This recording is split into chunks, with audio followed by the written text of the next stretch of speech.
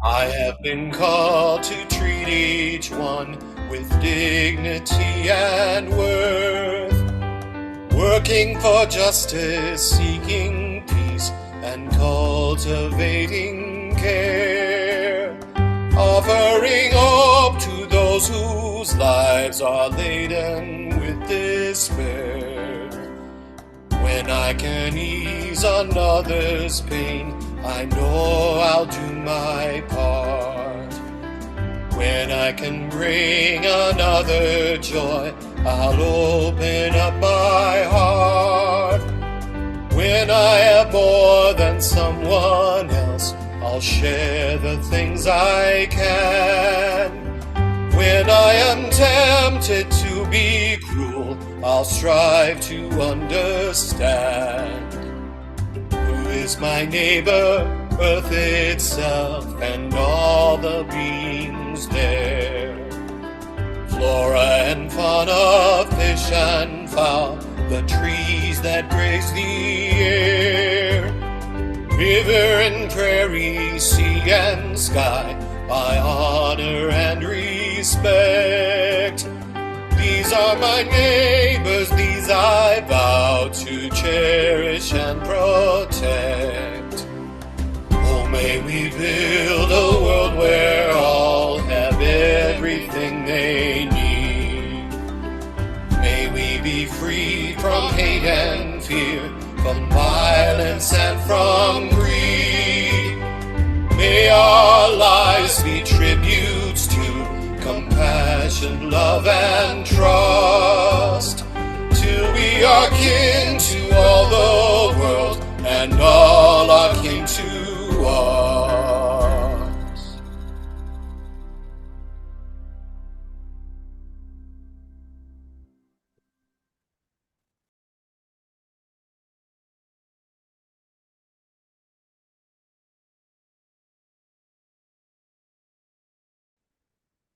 Good morning. Welcome to the live in-person and live Zoom worship service of the Universalist Unitarian Church of Riverside. Thank you for coming out in the rain. Our opening hymn this morning is number 347, Gather the Spirit, from the Gray Hymnal. Feel free to sing as the Spirit moves you and stand in body or spirit, and join us in singing number 347, Gather the Spirit.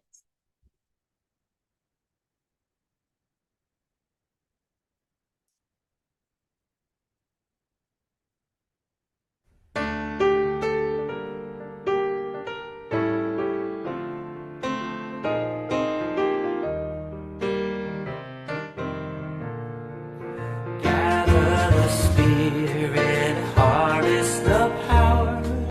Our separate fires will kindle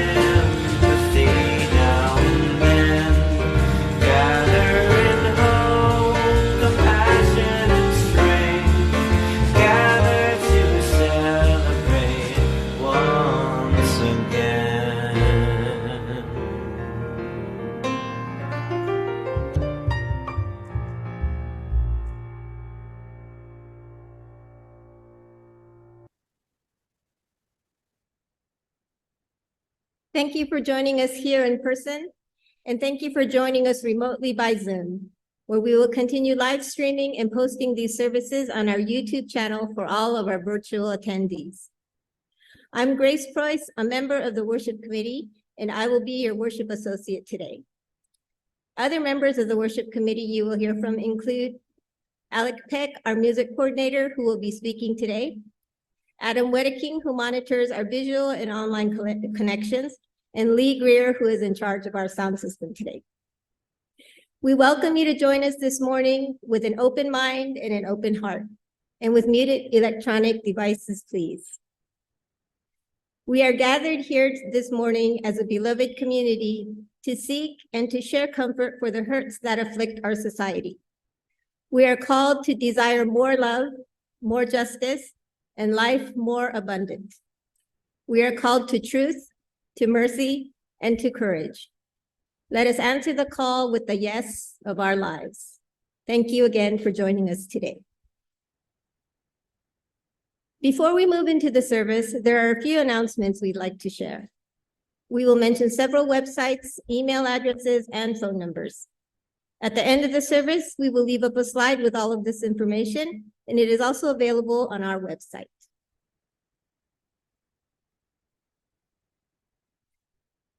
Joys and concerns. Sharing joys and concerns is one of the most important rituals in our community. It is an opportunity to share milestones, losses, achievements, and experiences with one another. Now that our doors are open again, on the first Sunday of each month, we can both hear from those in the sanctuary and read the contributions that we have received. For those of you at home, you can send your joys and concerns throughout the month to uuchurchofriverside@gmail.com. Our next joys and concerns will be on September 3rd.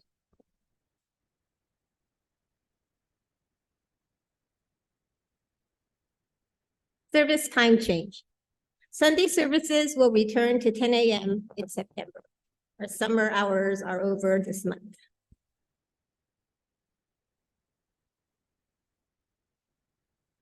The Social and Environmental Justice Committee meeting is today in the annex at 10:30. You can find the Zoom link and more information on the website under Social and Environmental Justice. And now I invite you to sit back and take a slow, deep breath as we move into the worship hour. You are welcome to read with me the mission statement of our church. Our mission is to foster a diverse religious community that celebrates life, affirms the individual, encourages spiritual growth and open thought, and works to advance social justice and environmental sustainability.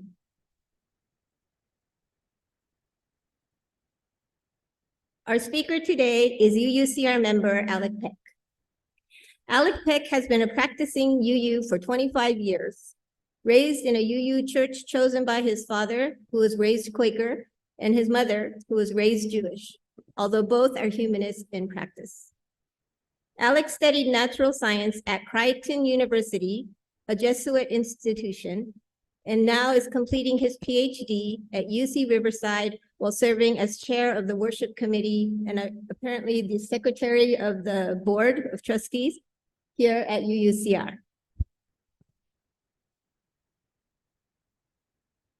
Today's sermon is entitled Stop Cop City, a call for nonviolent justice. The Atlanta Police Foundation, with local corporate donors, has proposed the construction of a $90 million militarized urban warfare training complex deemed Cop City in the heart of a predominantly Black neighborhood. Construction of the Cop City campus requires the destruction of 381 acres of land in the Welaunee Forest, a sacred land to the Muskogee people, despite calls for the Atlanta city government to divest from policing and invest in nonviolent, non-policing solutions to community safety.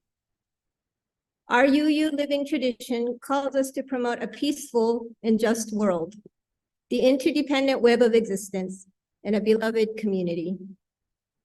The Unitarian Universalist Association has joined in calling for Atlanta Mayor Andre Dickens to terminate the city's lease of the Welaunee Forest to the Atlanta Police Foundation and resign his position as mayor.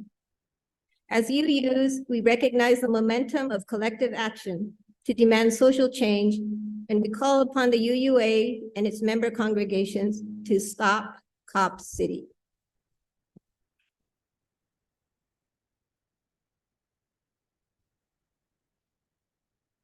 We have two lightings of sacred flames. The first is the occupied Indigenous Peoples Remembrance Candle. The second is the lighting of our own chalice, the symbol of our faith. We walk upon the traditional territories of diverse and sovereign peoples, the original people of this land who continue to cry out for justice and self-determination. This spot we occupy was first the sacred space of several groups of Indigenous peoples, including the Cahuilla, the Cupeño, and the Serrano. We, the Universalist Unitarian Church of Riverside, light this sacred flame as the stewards of this sacred and holy place. We are blessed with a space and opportunity to strive to live out our common principles, to bring justice, equity, and compassion into our daily lives, to resist all that threatens the earth and her people, and to be part of a world community with peace, liberty, and justice for all. Let these thoughts carry us forth as we journey and worship together. Now for our chalice lighting. Today's reading for the chalice lighting is Connection and Commitment by Reverend Cynthia Landrum. As we kindle this flame, may it spark in each of us connection and commitment to this living tradition and to each other.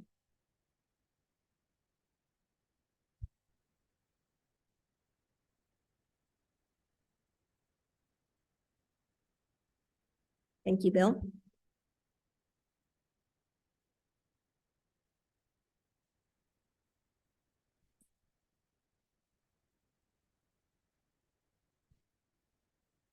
Greeting our guests. We have a tradition at UUCR to welcome those who are visitors or perhaps returning after some time away. We know it can be uncomfortable to stand up and speak in front of others, and so now I will ask for a volunteer from someone who has been here a while to tell us your name and how you found out about our church. We ask you to step close to the mic in front of the pulpit and speak into it directly and clearly so everyone can hear. Please be aware that you'll be visible on our Zoom camera and the recording of this service, which is posted online. Do we have any church members who'd like to volunteer today?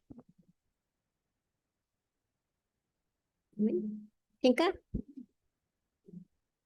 Thank you, Tinka. Please step forward to the mic and tell us your name, been here, and how you found out about our church. So, good morning. My name is Tinka Friend, and I came to this church not seeking a church. I was not looking for a spiritual home. I was actually, I came here to support hospice, who was having a fundraiser. They had rented the church, and they were having a fundraiser. And during the intermission, I went out and saw some pamphlets, and I came across one that said Views of a UU Feminist. And I had stopped attending church because my feminist views were at odds with all the different churches that I had attended. So I was very grateful and shocked and surprised and pleased. And so I decided to come the next Sunday and kind of check it out. There was no minister here at the time, but they had called a minister, a woman, Reverend Cynthia Kane, and she would be arriving in a few months. And I started attending, and after a couple of months, my husband came along with me, and then we joined, and that was 1996. And I am grateful that this church was here, and I hope it continues for another 100 and some years.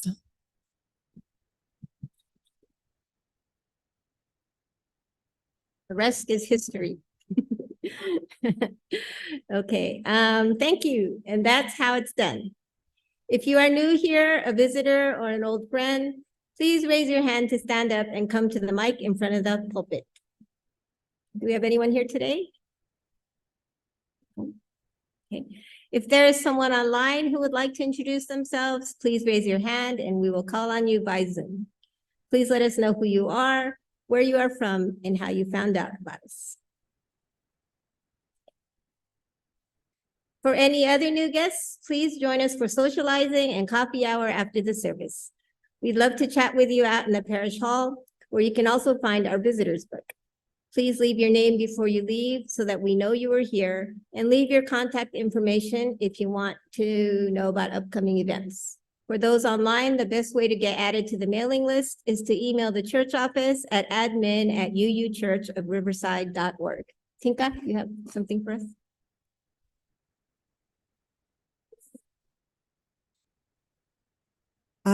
I just want to tell everybody it's been nice seeing you, and you won't see me again until the middle of December, because Nick and I, as I have said before, we have been accepted into the study abroad program through RCC, and we will leave Riverside and head over to Florence, Italy, and be there for the fall semester. And hopefully we will be back for the Christmas Eve service.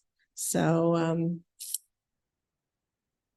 we could use your prayers and well wishes while we are over there. So thank you. Thank you, Tinka. We hope you and Nick, and maybe there's a UU church out there in Florence somewhere. Our hymn now is number 123, Spirit of Life, from the Gray Hymnal. Feel free to sing as the Spirit moves you, and stand and body your spirit and join us in singing 123, Spirit of Life.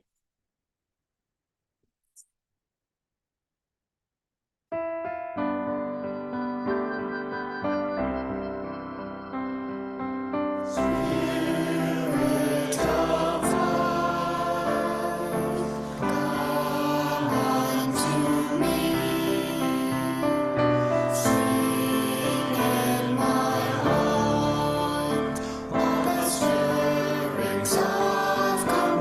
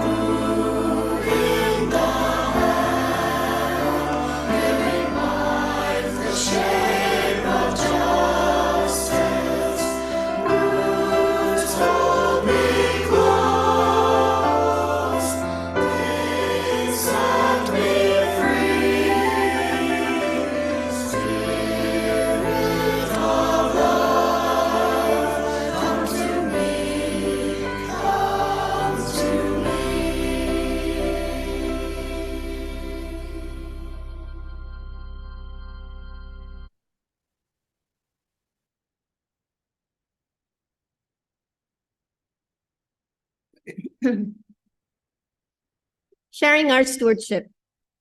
This portion of our service is to support our beloved historical church. This can be accomplished in several ways. In addition to the weekly collection, you may send your checks to the church address, which is shown here. You may contribute by PayPal using the QR code, which is shown here, as well as on the church website and in the newsletter. Stater Brothers Market gives our church a rebate on Stater grocery cards, which we will have in our church every Sunday. Amazon gift cards are also available. You get the full value of your purchase, and the church also receives a percentage for free. Please see Bill Rowe today, or Robert Brown in the church office if you are interested in purchasing the gift cards. Please donate as the Spirit moves you by whatever method works best for you. Thank you for your generosity. And to those who give of their time and their talent, thank you for your generous care and attention. Will our ushers now please come forward to receive the collection?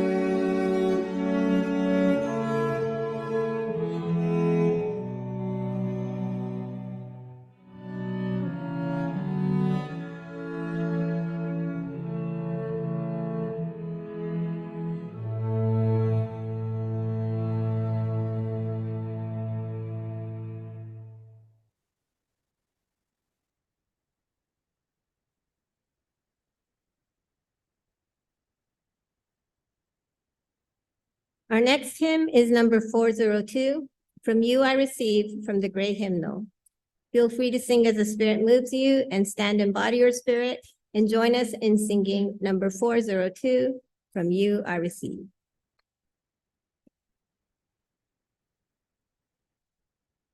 From you I receive, to you I give, together we share from this we live. From you I receive, to you I give, together we share from this we live. From you I receive, to you I give, together we share, and from this we live.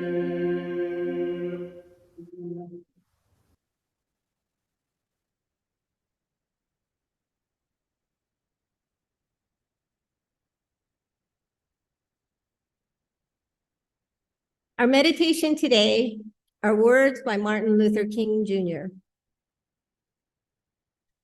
Nonviolence is a powerful and just weapon.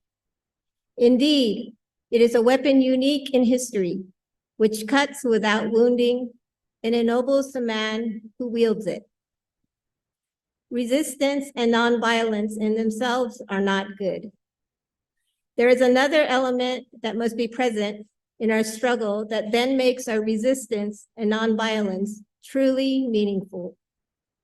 That element is reconciliation. Our ultimate end must be the creation of the beloved community.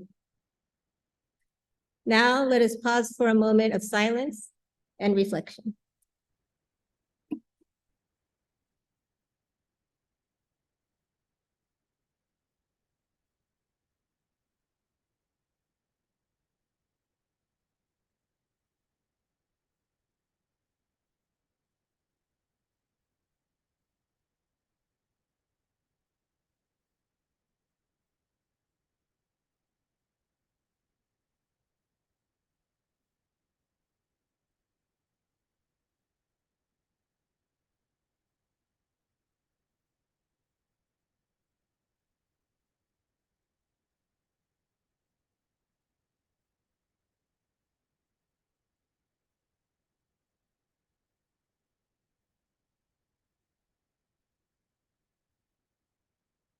An action of immediate witness, AIW, is a statement about a significant action, event, or development in the world that necessitates immediate engagement and action among UU member congregations and groups.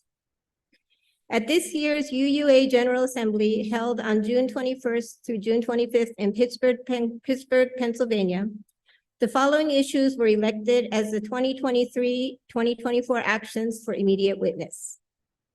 The first was Protect the Dreamers, the recipients of Deferred Action for Childhood Arrival, or DACA, with a pathway to permanent residence. The second was Organizing for Health Equity. And the third, which will be addressed today, is Rise Up to Stop Cop City. Now I will call Adam up, our chair of the Social and Environmental Justice, Adam Wedeking, to come up and read the AIW statement for the action Rise Up to Stop Cop City. Adam?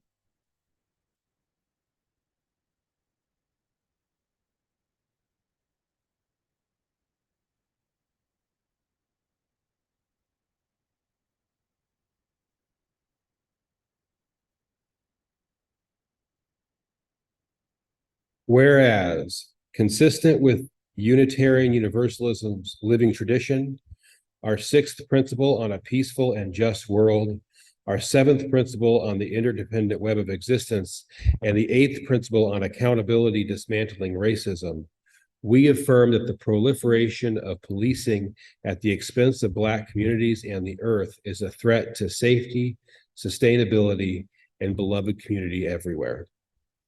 Whereas the Atlanta Police Foundation, in partnership with the Atlanta City government and a committee of more than 40 corporate donors, has proposed the construction of a $90 million militarized urban warfare training complex deemed Cop City in the heart of a predominantly Black neighborhood. Whereas the construction of the Cop City campus requires the destruction of 381 acres of land in one of Atlanta's largest remaining green spaces, known as Welaunee Forest, South River Forest, and one of the four lungs of Atlanta.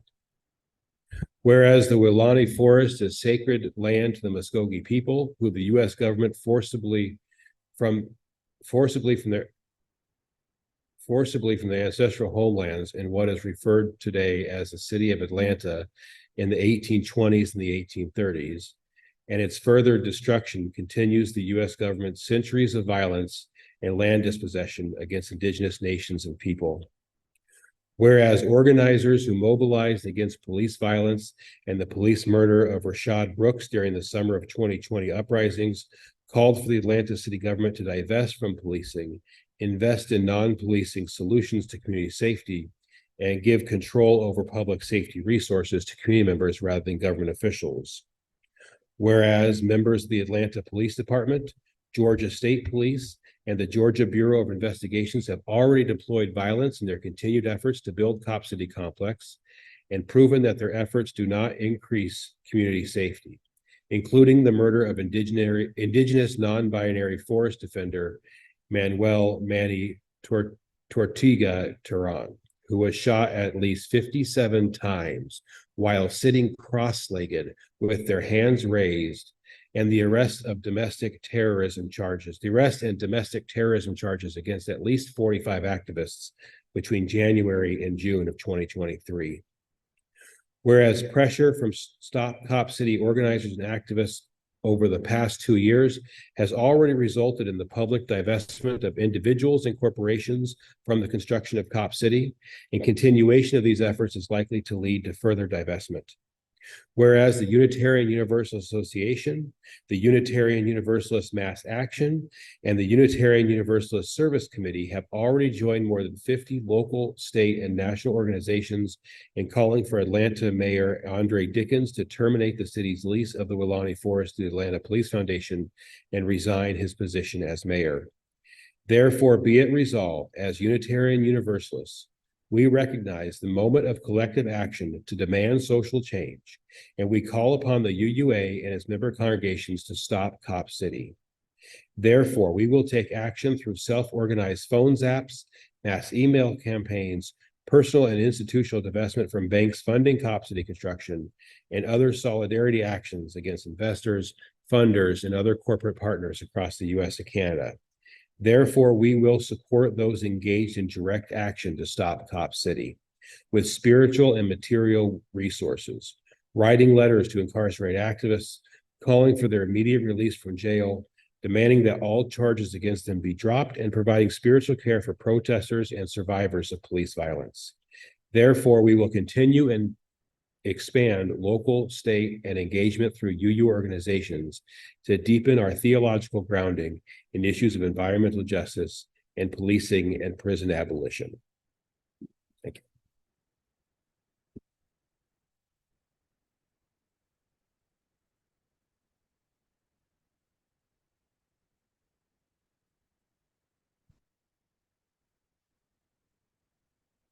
Thank you, Adam.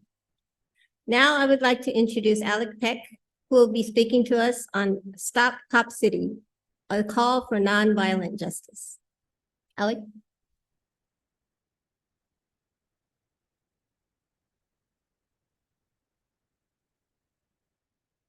Thank you, Grace.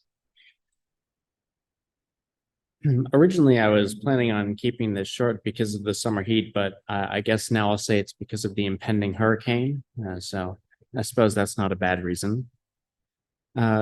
So policing in Atlanta has become a big political issue for a few tightly interconnected reasons. There are local, state, and national corporate interests which have poured money into the Atlanta Police Department over the years. And when police were held accountable in 2020 for the murder of Rayshard Brooks, there was a mass police revolt in response to that, in response to those police being charged formally. Many of them had called in sick effectively, and I mean hundreds of police officers. And there was a large, you may remember, a right-wing media push about crime waves and demoralized police who were feeling that their feelings were hurt by the defund bill that wanted to take all their money away.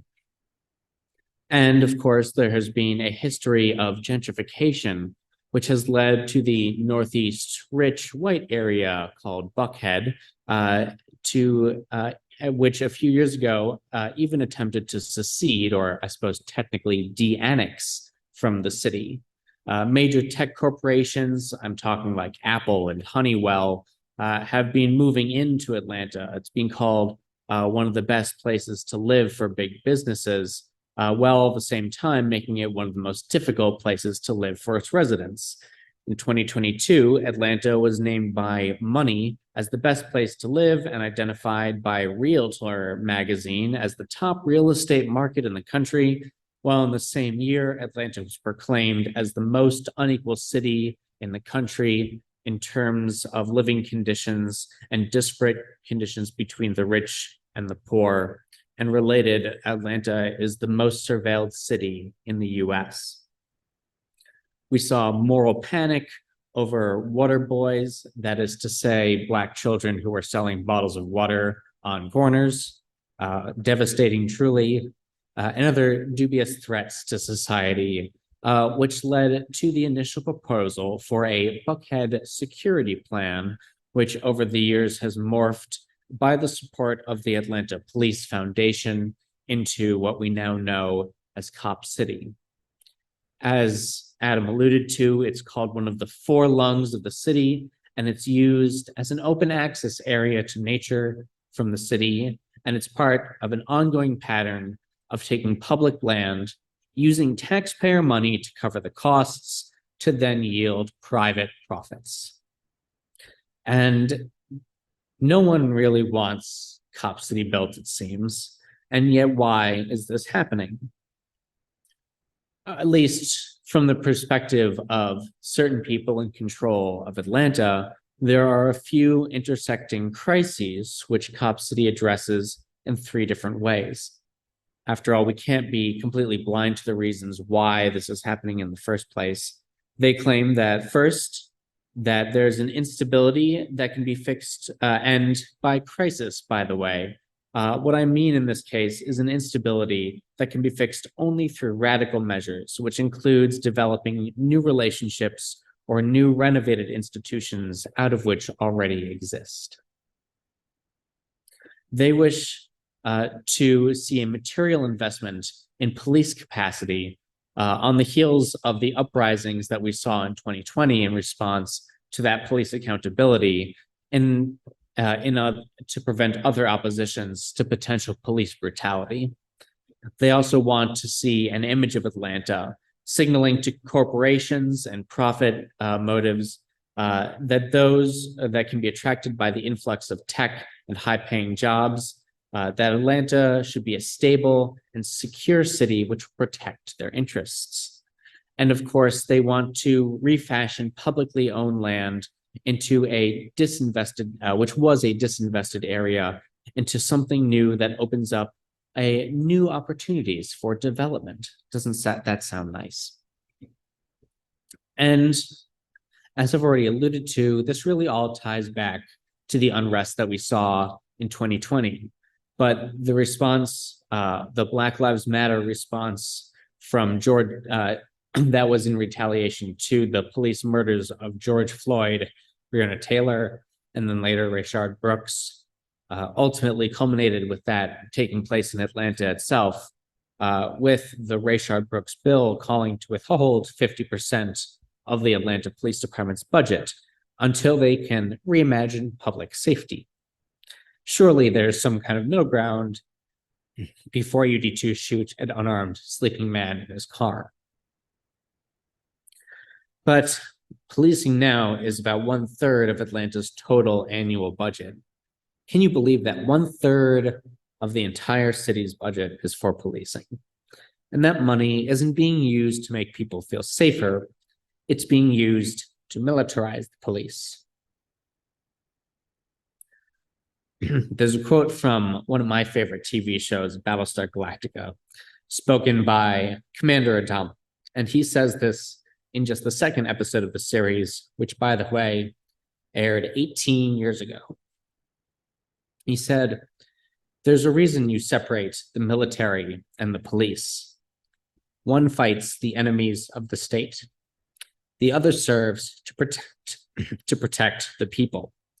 When the military becomes both, then the enemies of the state tend to become the people." And since the announcement of Cop City, indeed, dozens have been arrested under the pretenses of terrorism, domestic terrorism charges, which are a clause in Georgia. However, they've been very rarely used up until that point, and including the violent police raid of a nonprofit organization that helped support the judicial defenses for people who have faced police violence. And of course, in America, we see a value of justice as being one which says that everyone has a right to a fair trial. Everyone has a right to defend themselves. But for some reason, it seems that the police here don't want these people to be able to fund a fair trial, a fair defense for themselves. And this actually goes back further to the 1996 Olympics. Back then, there was a major overhaul in the city in a bid to have the Olympics hosted there, including, among other changes, the displacement of roughly 30,000 people between 1990 and 1996, and the passage of hyper-criminalizing homelessness laws and the construction of a 1,300-bed municipal jail downtown, leading to the illegal arrest of over 9,000 mostly Black homeless people from the streets. This was a plan that required the demonization of the poor and the catering to the elites. And by the elites, to be clear, I do mean the people who own the buildings in Atlanta, who carry the wealth that funds these institutions. And this is a continuing pattern of socialize the costs, profitize the profits financing scheme. And would you believe it? It even goes farther back than that. They say, even as I was doing my research into this, that organized abandonment is the Atlanta way. The police in America, the way we have designed them, have a monopoly on violence. And the problem here, again, to be clear, is not that we have too many police officers, but we do certainly have too many police officers that are police because they like the idea of being the ones who are permitted to commit that state-sanctioned violence. And of course, none of this is to speak on the environmental injustice which is being done to the land which should rightfully be in control of the native people of this country, a country which hundreds of years later has promises on the books to the native people that we simply are not following.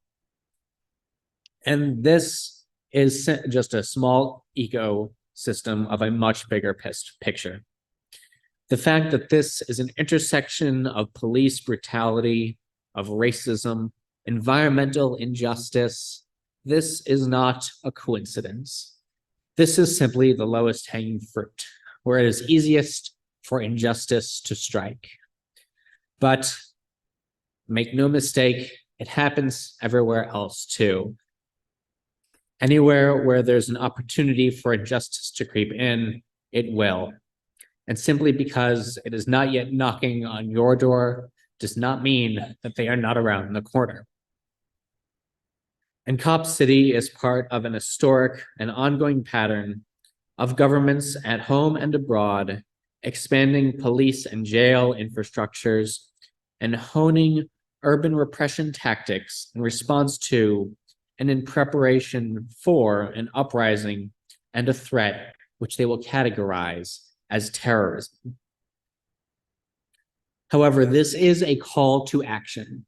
And I, for one, was very proud to see our name, the UU name, in that list, calling for the mayor to take action. And I think even us here in California, perhaps we too can do our part to participate. We can take action. I don't have a web URL up here for you, but it is stopcopcitysolidarity.org. That's stopcopcitysolidarity. I'm sure if you search that on your favorite web search engine, you can find it. This has information on contacting local officials, the contracting companies that are involved in Cop City, and the Atlanta Police Foundation, which is being funded by these local and national corporations. We already heard the words from Martin Luther King Jr. earlier, but he also said, the aftermath of nonviolence is reconciliation and the creation of the beloved community.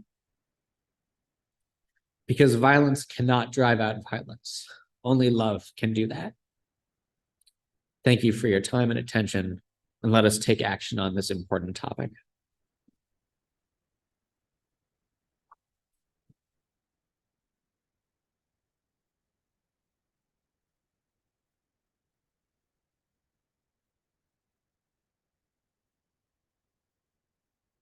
Thank you, Alec. Our closing hymn is number 169, We Shall Overcome, from the Gray Hymnal. Feel free to sing as the Spirit moves you, and stand in body or spirit and join us in singing hymn number 169, We Shall Overcome.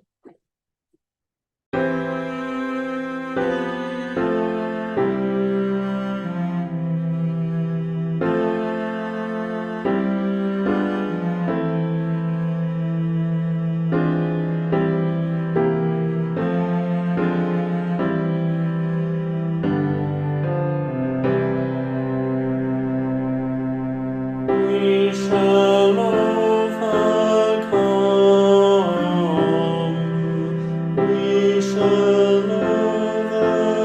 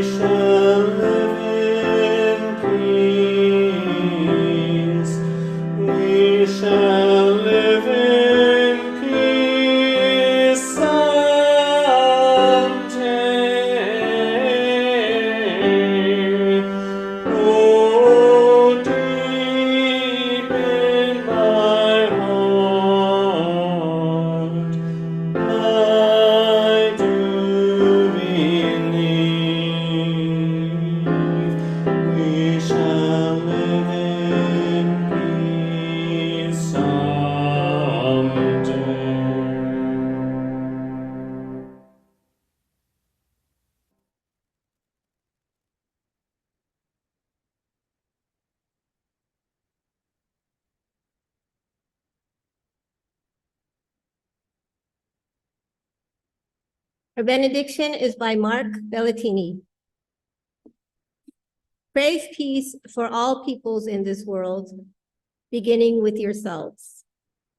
And go as you go with the dream of that peace set firm in your heart.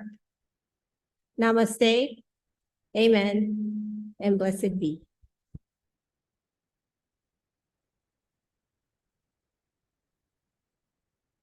Thank you, Alec, for sharing your valuable time and insights with us this morning on that important topic. It is sincerely appreciated, and we look forward to seeing you again. For those of you who would like to stay in the sanctuary for 10 to 15 minutes to share some discussion or observations from the service, please remain in the sanctuary or online. Please be aware that these comments will be posted online. For the rest of you, you are now welcome to adjourn into the parish hall. Is there anyone who would like to come up now and share their thoughts? Inka?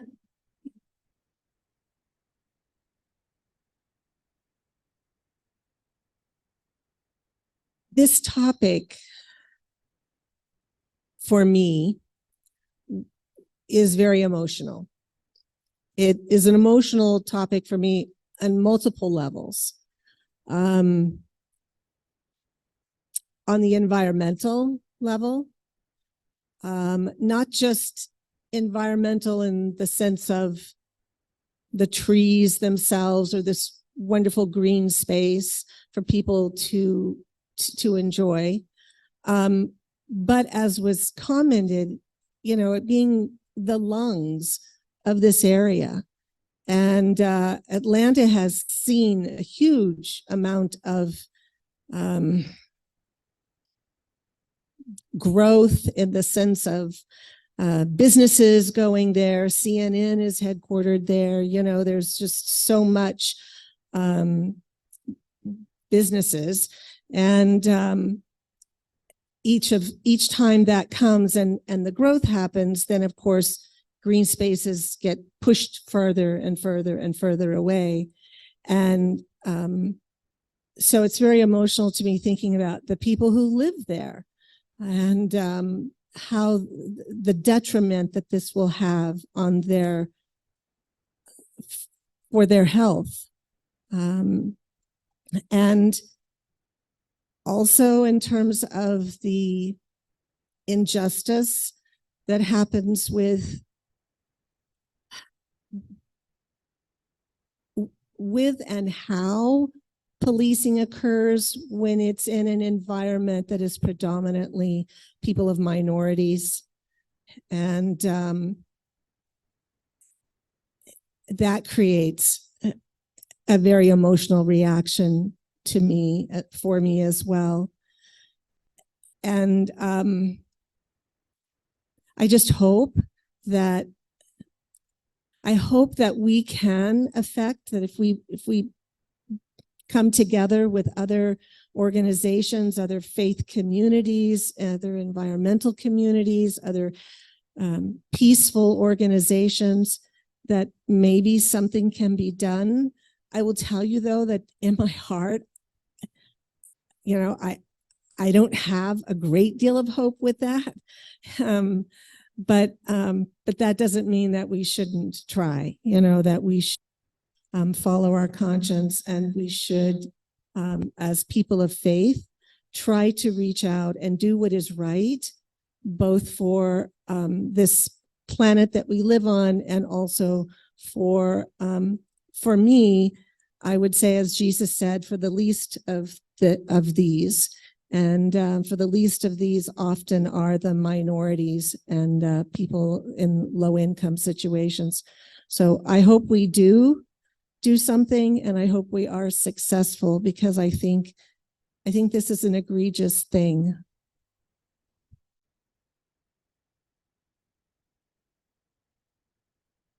Adam?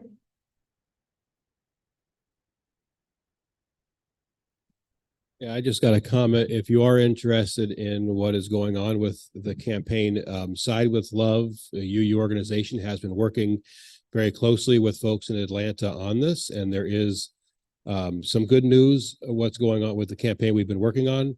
So if you join us at Social Justice Committee at 10:30, I'll give some updates on that. Is there anyone else who'd like to share their thoughts? Bill?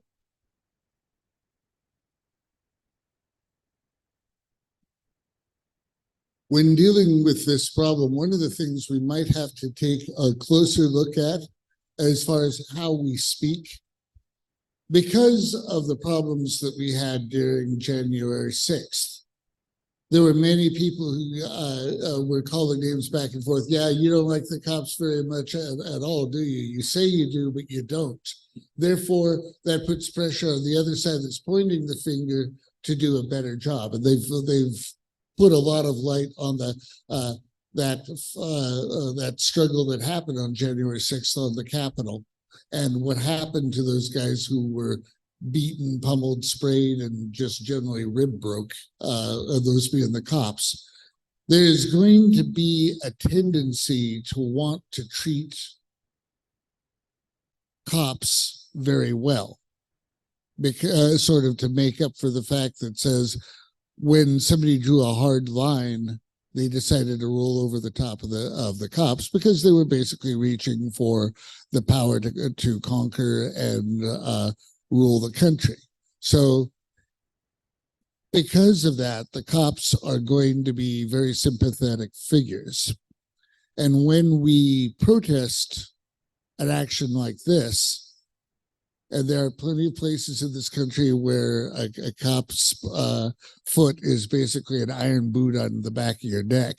There's some very rough places around here, and it makes for very rough policemen because they're answering the way that they think that they have to. We have to be ready to say, I love you, dude, but I'm not going to train you, you guys to be an oppressive force on our neck. And besides, the planet needs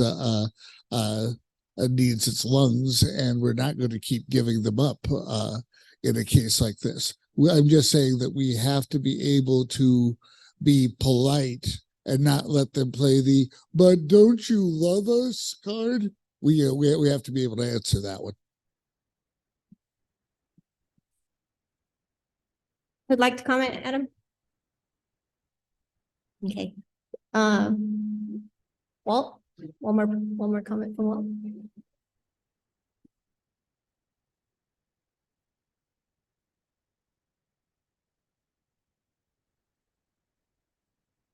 Perhaps you do recall the time when Tortuguita was slaughtered, and for a while, network news wasn't quite sure how to handle this, kind of hung in the balance as to whether he was viewed as the bad guy or simply a protester.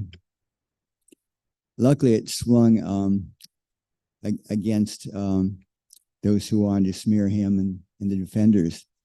But hopefully, because of other news, not much is being talked about Cop City.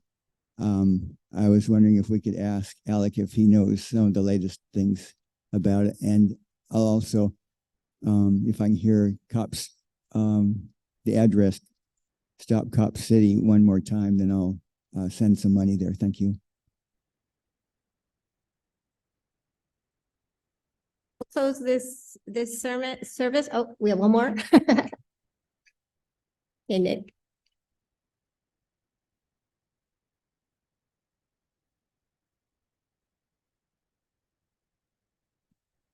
Morning, I'm Nick. How many of you have been police officers, carried a gun, had a target on your chest in the form of a badge to attract those that don't like us? The police do an important function because our nation is a nation of laws woven together by the rules that need to be enforced in order to keep us safe, us safe. And so to paint the picture of the police as just people who want to have power over others, I think is very disrespectful. A lot of people go into law enforcement for all the right reasons. Wrong things happen, but it's our responsibility, as has been expressed here, to take some sort of action to see that the right kind of enforcement is brought forward. But if you haven't been there, then it's really, I think, disingenuous to draw pictures of stereotyping of a particular group.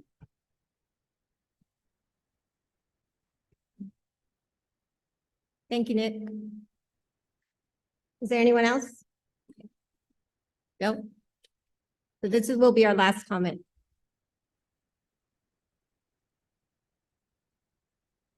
Nick, you bring up a really important point. It might have been because of something I said, so I wanted to be able to not so much rebut myself, but to build off of what you said. This is a rough one for me, and I'm putting this in the form of a question mark. I honestly don't know, but I have seen this repeatedly happen. In this handy little device of mine, I go on YouTube, and if I can turn on, I can go to a sequence where there was a really rough thing that happened in terms of justice. You know, a shooting, a protest. I can literally if I want to look for and find cop injustices, I can not only find them, but I can make this thing will run with unjust cop, evil and oppressive cop, and it will run with it for like 2 days. I am not making that up. Likewise, you can sit there and see the cop who gives a little kid a hug when he needs one, looks and says, this poor guy is walking 30 miles to his job before he begins his job. And he says, oh, screw this. We're not just going to get this kid a bike. If we can, we're going to get him a beater of a car so that he can get his job and make it happen. And they are indeed at that stage, the heroes and the blessings that they have been. I'm a security guard. Sometimes I really like seeing those guys coming, and then sometimes I'm looking at how they handle the problem, saying, I could have done that. So really, as we look at this Cop City thing, and as we look at YouTube or something like that, I gotta say, there are times when I feel really nervous about the cops, and I'm afraid of what they would do to us if they had full reign. And then there are times when I look at what you have just said, and I'm reminded otherwise. So I said I'd throw it as a question, as I will. This is something that would be several services, I suspect. But yeah, what we see there in terms of force, how we govern each other, how we allow ourselves to be governed, that's a big one. I'm not coming at this problem from I know all the answers. Just so you know, there are times when I usually don't have beef with cops. I'm usually glad to see them coming. They certainly seem to be a tool for me when somebody is busting my chops as a security guard. So it is not a complete road for this, but there's something a little wrong with cops driving around in armored personnel carriers. It seems to guide their minds into a us versus them dichotomy, and then they want to stomp out the people that scared the tar out of them, and in order to have a safer world. So I have to say right now, when it comes to knowing all the answers, I am not that guy, and I don't know. And this would be worth a question or 10 anywhere along the line. Thank you.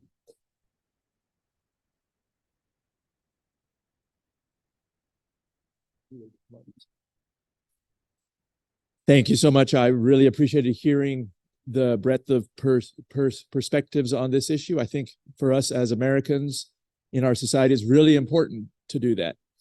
Okay. Law enforcement is something that is necessary in our society. And we have the first 10 amendments. Namely, the First Amendment, which is the most important. You always should film the cops. End of story. The good cops will welcome you. And there will be many of them that will be friendly. They know they're public servants, and they know that that you have the First Amendment and a whole string of Supreme Court decisions giving you the right to film them. You also have the right not to give them information. They may try to get information from you. You have the right to refuse. You are not under obligation to help their investigation. That's their job. You have a Fourth and a Fifth Amendment right also not to be searched and seized. There is no such thing as an ID state. You do not have to give your ID unless you are suspected of an infraction, which they have to be able to tell you. You should ask their name, their badge number, and the code that was called in for the incident report. If a cop is not willing to do those things, you know you have discovered a corrupt cop. Okay? If they're polite, always be polite. Don't antagonize. Remember, your life is important. They have a gun and you don't. Don't get killed. Okay? Don't smart mouth or anything like that. Always be unfailingly polite, but insist on your rights. And do not speak to cops. If I was your attorney, I would tell you that. Never, ever speak to cops without an attorney present, particularly because you almost instantly become a suspect when you talk to them. Thanks.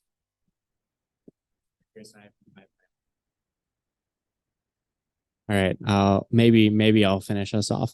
Yeah. If I'd written another 5 or 8 minutes, I would have, for one, mentioned, know your rights, and what you say they say, as you know, what you say can be used against you in a court of law.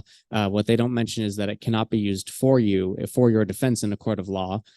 So it only works against you. So that, among other reasons, is one reason to know your rights and to keep your mouth shut, especially if they suspect you.